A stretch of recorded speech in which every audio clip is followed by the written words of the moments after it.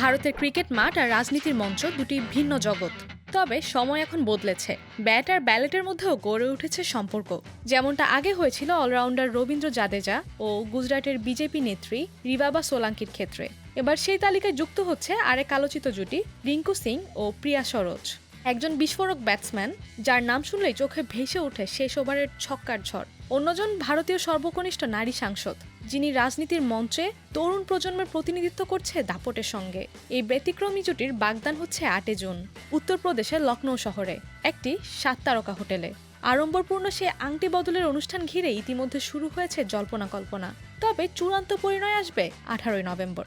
ঐতিহ্যবাহী বেনারসের মাটিতে ৭ পাকে বাধা পড়বেন রিঙ্কু ও প্রিয়া। রিঙ্কু প্রিয়ার পরিচয় হয়েছিল প্রিয়ার বাবার এক বন্ধু, একজন সাবেক ক্রিকেটারের মাধ্যমে। এরপর হয় বন্ধুত্ব, আর সেই বন্ধুত্ব একসময় পরিণত হয় আত্মিক সংযোগে। ধীরে ধীরে সম্পর্ক পায় পরিবারের সম্মতি, এবং তা এখন এগোচ্ছে নতুন পথে।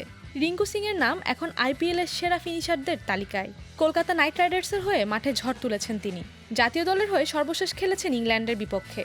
অন্যদিকে প্রিয়া মাত্র ২৬ বছর বয়সেই উত্তরপ্রদেশের মাছলি শহর আসন থেকে সংসদ সদস্য নির্বাচিত হয়ে চমকে দেন সবাইকে। পরাজিত করেন বিজেপির বর্ষিয়ান প্রার্থীকে। প্রিয়া একজন আইনজীবীও। অমিটি বিশ্ববিদ্যালয়ে এলএলবি সম্পন্ন করে কাজ করছেন সুপ্রিম কোর্টে। তার বাবাও অভিজ্ঞ রাজনীতিবিদ। রিঙ্কুর বাড়ি আলিগড় আর প্রিয়ার বেনারস। মানচিত্রে কিছুটা দূরত্ব থাকলেও তাদের মাঝে ছিল না কোনো মানসিক দূরত্ব। দুই পরিবার বহুদিন ধরে একে অপরকে চেনে।